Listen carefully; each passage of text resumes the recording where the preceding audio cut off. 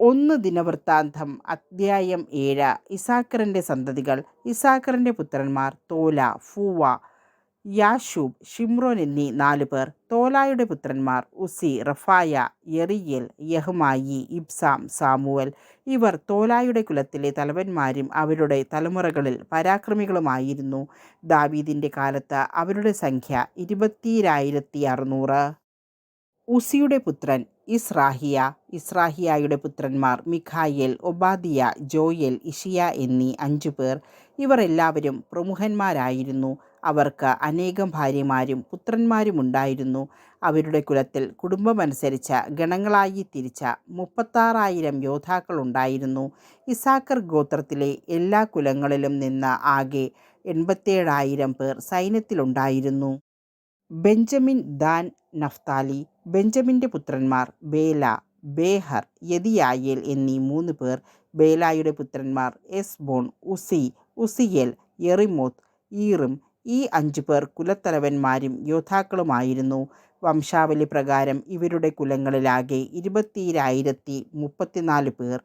ബേഹറിൻ്റെ പുത്രന്മാർ Semira, Joash, Eliezer, എലിയോവേനായി, Omri, യെറേമോത്ത്, അബിയ, അനാത്തോത്ത്, അലേമത്ത്. വംശാവലി പ്രകാരം അവരുടെ കുലങ്ങളിൽ 20,200 ധീരയോദ്ധാക്കൾ.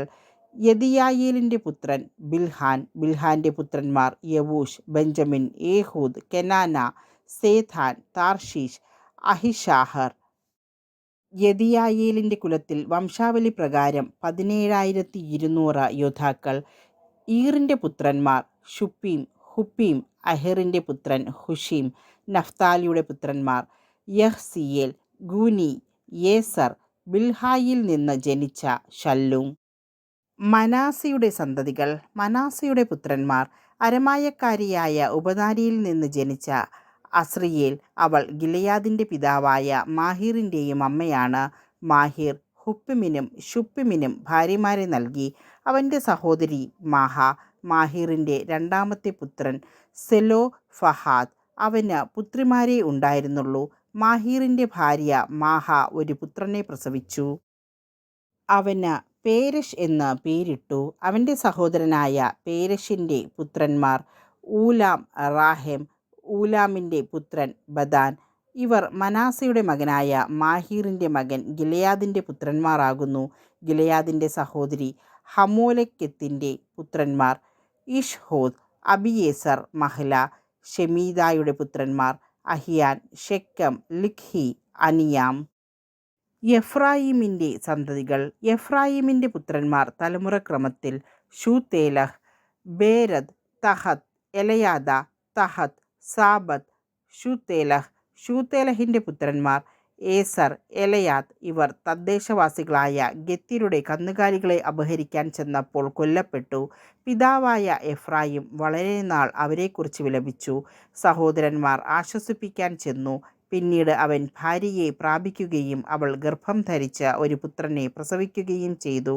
തൻ്റെ ഭവനത്തിന് അനർത്ഥം ഭവിക്കയാൽ അവന് ബെറിയ എന്ന് പേരിട്ടു.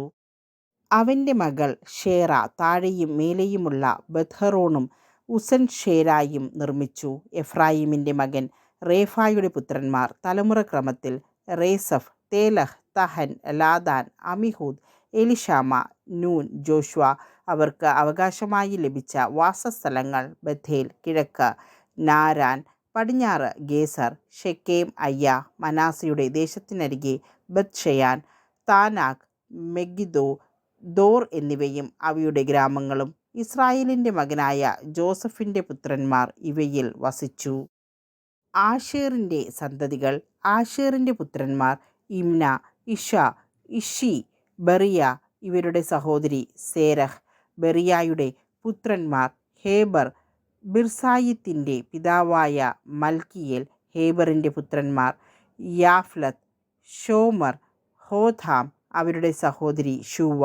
യാഫ്ലക്കിൻ്റെ പുത്രന്മാർ പാസാഹ്, ബിംഹാൽ, അശ്വത്ത്.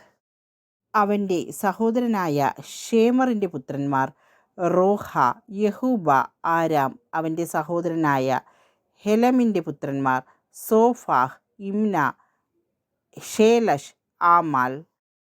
സോഫാഹിൻ്റെ പുത്രന്മാർ സൂവാഹ്, ഹർനേഫർ, ഷൂവാൽ, ബേരി, ഇമ്ര, ബേസർ, ഹോദ്, ഷമ്മ, ഷിൽഷ, ഇത്രാൻ, ബേര.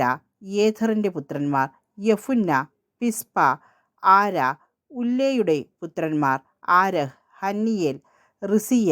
ഇവർ ആശേറിൻ്റെ ഗോത്രത്തിലെ കുലത്തലവന്മാരും പ്രസിദ്ധരായ വീരയോദ്ധാക്കളും പ്രഭുക്കന്മാരിൽ പ്രമുഖരുമായിരുന്നു. സൈന്യത്തിൽ ചേർന്ന അവർ ആകെ 26,000 പേർ ഉണ്ടായിരുന്നു.